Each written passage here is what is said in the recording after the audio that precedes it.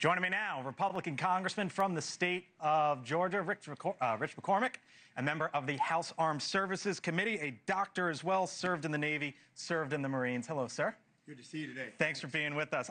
I'll ask you on camera here what I was just saying to you as Kelly was reporting and Tom were reporting, which is, when do you think the American public starts to see that assessment? I think we'll find out the things that are unclassified fairly rapidly. I think we like to, especially if it's success. There's certain things that we in the military can't talk about even years after it's been done. Right.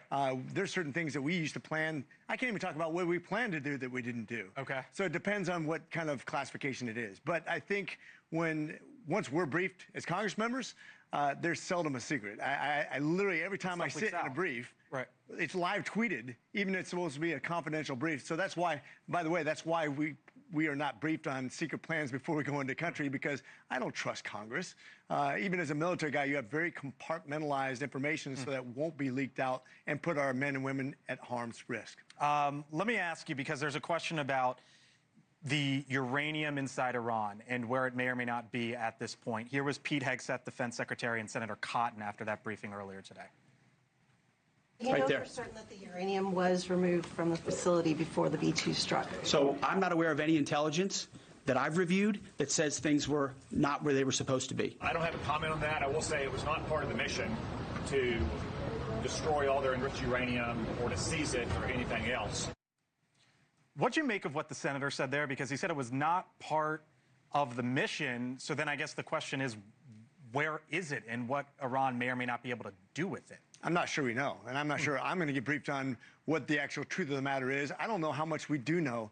What I do know is that we took out the capacity to continue to enrich uranium right now. We've definitely made them rethink their whole objective of destroying America, destroying Israel, being openly defiant about that sort of approach to life. But quite frankly, in all negotiations we've done up to this point, they're the big winners. Everything, Iran, think about it. Every time they negotiate, they get money. They get money freed up. They win every single time we've had negotiations with them. What did we get out of it? Did they stop their nuclear program? Of course not. That's why we're at where we're at. Every time, whether it be Obama delivering pallets of cash or Biden saying, yeah, we'll free up this money that's been frozen. As a matter of fact, we'll allow you to make more money through oil sales. That has only resulted in an accelerated program. And that's the whole reason we're negotiating with them. They've won every single negotiation until this point. So at least it's a reset of what the negotiation point is, which is, we are not going to allow you to have nuclear arms, especially while you're chanting death to America, which they're still doing. Did the president not play it right then in the first term? You talking about President Trump? Yeah.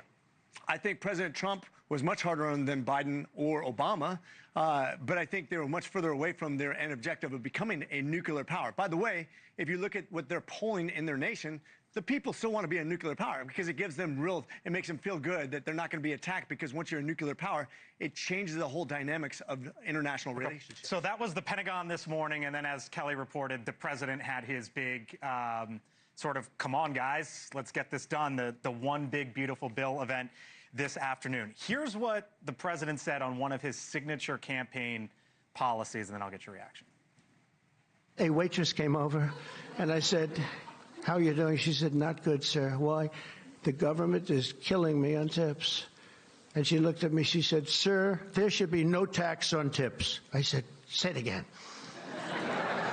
There should be no tax on tips. I said, that's the coolest thing I've ever heard. All right, so he promised that. He promised no tax on overtime and a whole bunch of other things on the campaign trail.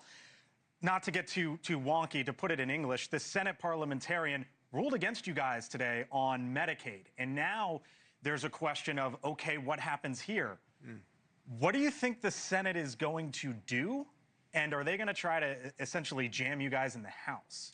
Well, the interesting thing is, and I'm learning as we go, because this is my second term. We've never had the Senate before and the presidency together during my term, and I'm a doctor, not a lawyer. Right. But what I say is, it's interesting to see that the parliamentarian can be overruled by Senator Thune, but he's choosing not to do it because he only set precedent so that the Democrats can do the same thing if they become in charge. Are you among the Republicans who believe that Thune should try to fire her?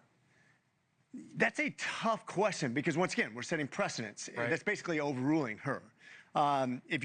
You got to be careful what you do, because it can be used against you the next term. Yeah. Just like if you stack the Supreme Court, who's going to say that you're not going to do more of the same the next time? So precedent is really important. Okay. We have a tradition in Congress, in the Senate, and I want to be careful not to speak out of turn before I deliberate on this, because this is new to me too.